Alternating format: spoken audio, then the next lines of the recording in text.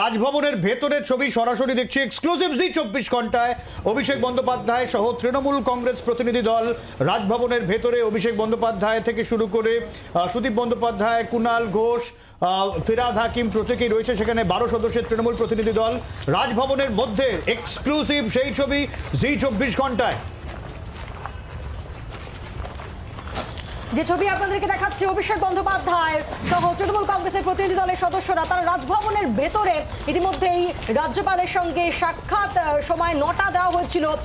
তৃণমূল কংগ্রেসের প্রতিনিধি দল তারা পৌঁছে গিয়েছেন, ঠিক সেই সময়কার ছবি আপনাদেরকে দেখাচ্ছি। ঠিক যখন অভিষেক বন্দ্যোপাধ্যায় এবং তৃণমূল কংগ্রেসের বাকি যারা প্রতিনিধি দলের সদস্যরা তারা যখন রাজভবনে পৌঁছন, রাজভবনের ভিতরকার ছবি আপনাদের সামনে রাখছি। দিল্লিতে তৃণমূল কংগ্রেসের ধর্ণা, সেই ধর্ণা থেকে ধুন্ধুমার কাণ্ড, কারণ তৃণমূল কংগ্রেসের প্রতিনিধি দলের সদস্যদের টেনে হিচড়ে প্রিজন ভ্যানে তোলা হয় এবং তারই ঘটনার প্রতিবাদে রাজভবনে যান অভিষেক বন্দ্যোপাধ্যায় এবং তৃণমূল কংগ্রেসের প্রতিনিধি দলের সদস্যরা।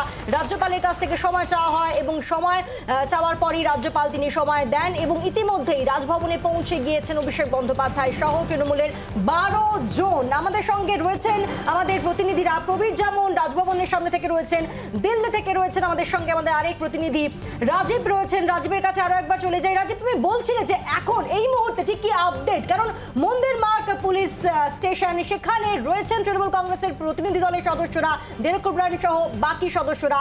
তারা ধর্ণা চালিয়ে যাওয়ার কথা বলেন। এখনো কি তাহলে ধর্ণা চলছে? কি জানা যাচ্ছে?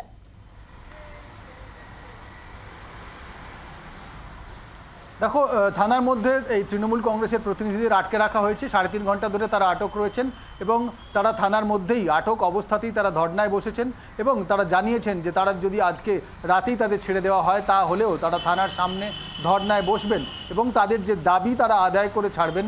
মূলত নির্বাচন কমিশনের কাছে যে দাবি নিয়ে তারা গিয়েছিলেন তা হলো যে কেন্দ্রীয় agency CBI, ED, income tax এবং এনআইএ এই সংস্থাগুলির যারা শীর্ষে রয়েছেন, একেবারে যারা প্রধান, তাদের সরিয়ে দিতে হবে। আপাতত নির্বাচন চলাকালীন তাদের সরিয়ে দিতে হবে। তার কারণ তারা পক্ষপাতদুষ্ট। এই অভিযোগ নিয়ে তৃণমূল কংগ্রেসের প্রতিনিধিরা তারা নির্বাচন কমিশনে গিয়েছিলেন। ফুল বেঞ্চের সঙ্গে তারা বৈঠক করেন, একটি স্মারকলিপি জমা দেন আর তারপরে তারা বেরিয়ে এসে ধর্নায় বসেন। আর ঠিক তারপরেই কিছুক্ষণ ধর্নায় বসার পরেই দেখা যায় পুলিশের তৎপরতা এবং তাদের কার্যত টেনে হিচড়ে প্রিজন ভ্যানে তোলা হয় এবং সেখান থেকে তাদের দিল্লির বিস্তীর্ণ এলাকায় ঘুরিয়ে এই মন্দির মার্গ থানা, যেখানে আমি দাঁড়িয়ে রয়েছি, মন্দির মার্গ থানায় আনা হয়। 3.5 ঘন্টা ধরে তাদের আটক রাখা হয়েছে এবং আটক অবস্থাতেই তারা ধর্নায় বসেছেন। আমরা দেখেছি সেই ছবি, তারা ভেতর থেকে ছবি করে পাঠাচ্ছেন এবং সেই ধর্নায় বসে থাকা অবস্থাতেই তারা ঘোষণা করেছেন যে যারা আটক রয়েছেন তাদের সঙ্গে পুলিশ দুর্ব্যবহার করেছে, পুলিশ তাদেরকে হেনস্থা করেছে, এরকম মারাত্মক অভিযোগ এনেছে। আর যে অভিযোগের ভিত্তিতেই কিন্তু তৃণমূল কংগ্রেসের আরেক প্রতিনিধি দল তারা কলকাতায় রাজভবনে পৌঁছেছে। এই মুহূর্তে আরো একটি ছবি আপনাদেরকে দেখাচ্ছি। দেখুন রাজভবনের ভিতরের ছবি, যেখানে অভিষেক বন্দ্যোপাধ্যায় রয়েছেন ফিরহাদ হাকিম, শোভনদেব চট্টোপাধ্যায়, অর্থাৎ তৃণমূল কংগ্রেসের 12 জন যারা আজ রাজভবনে যান অভিষেক বন্দ্যোপাধ্যায়ের নেতৃত্বে, তারা ইতিমধ্যেই রাজভবনের ভেতরে রয়েছে। সেই ভেতরকার ছবি আপনাদেরকে দেখাচ্ছি। রাজভবনের থেকে আমাদের সঙ্গে রয়েছেন আমাদের প্রতিনিধি প্রবীর চক্রবর্তী রয়েছেন আমাদের সঙ্গে। প্রবীর, আজকের এই ঘটনা বারবার করে অক্টোবরের কথা মনে করিয়ে দিচ্ছে।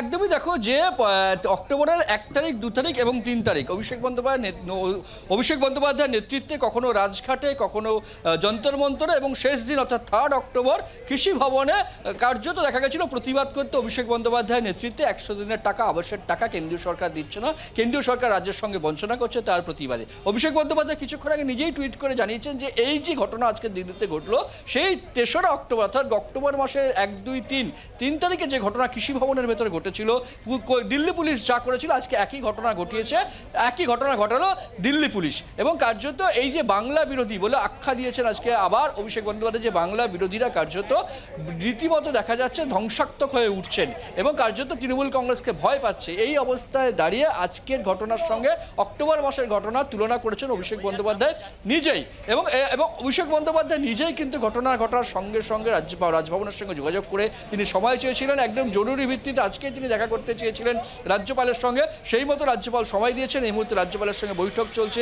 ইতিমধ্যে 12 সদস্যের প্রতিনিধি দল তারা পৌঁছে গেছে। তুমি দেখতে পাচ্ছ যে অভিষেক বন্দ্যোপাধ্যায়, শোভনদেব চট্টোপাধ্যায়, ফিরহাদ হাকিম, কুণাল ঘোষ তারা কিন্তু এই মুহূর্তে রাজভবনে বসে রয়েছেন এবং রাজ্যপালের সঙ্গে আর কয়েক মিনিটের মধ্যে তারা দেখা করবেন। সেক্ষেত্রে দাঁড়িয়ে একদিকে দিল্লির ঘটনার প্রতিবাদ, যে শান্তিপূর্ণ অবস্থান চলছিল, 10 সদস্যের প্রতিনিধি দলের মধ্যে 5 জন সাংসদ ছিলেন, কোনো কোথাও প্ররোচনা ছিল না, কেন পুলিশ আটক করলো, এবং শুধু আটক নয়, হেনস্থা করা হয়েছে, যে দিল্লিতে বিভিন্ন জায়গায় তাদেরকে ঘুরিয়ে অবশেষে মন্দির মার্গ থানা তাদেরকে নিয়ে যাওয়া হয়েছে এবং এখন পর্যন্ত তাদের সেখান থেকে ছাড়া হয়নি। এই অভিযোগ তৃণমূল কংগ্রেসের রাজ্যপালের কাছে জানাবে তৃণমূল কংগ্রেস। পাশাপাশি কেন্দ্রীয় এজেন্সির সঙ্গে বিজেপির যোগ সাজেশ, যে ইস্যুকে কেন্দ্র করে এই ঘটনা ঘটছে, জাতীয় নির্বাচন কমিশনে যাওয়া, সুপ্রিম কোর্টে যাওয়া, তৃণমূল কংগ্রেসের এই প্রতিবাদ গত কয়েকদিন ধরে সরব, বিশেষ করে কালকের পর থেকে, যে বিজেপি নেতারা তালিকা দিচ্ছে কেন্দ্রীয় এজেন্সিকে, সেই তালিকা ধরে ধরে ভোটের মুখে তৃণমূল নেতাকর্মীদের হেনস্থা করা হচ্ছে। এনআইএ ঘটনা কিন্তু তার প্রমাণ, ভূপতিনগর তার প্রমাণ বলে অভিযোগ করছে তৃণমূল কংগ্রেস। সুতরাং কেন কেন্দ্রীয় এজেন্সি বিজেপির কথায় চলছে, বিজেপি তালিকা দিচ্ছে, ভোটের মুখে নেতাকর্মীরা কাজ করতে পারবেন না নির্বাচনে, কেন এই ঘটনা ঘটছে, তারও প্রতিবাদ আজকে জানাতে পারেন রাজ্যপালের কাছে, যে কেন্দ্রীয় এজেন্সি কেন বিজেপির কথায় চলছে, বিজেপির দেওয়া তালিকা নিয়ে হেনস্থা করা হচ্ছে তৃণমূল নেতাকর্মীদের, তারও প্রতিবাদ আজকে জানাতে পারেন অভিষেক বন্দ্যোপাধ্যায়। বাংলার আওয়াজ, বাঙালির আবেগ, জি 24 ঘন্টা।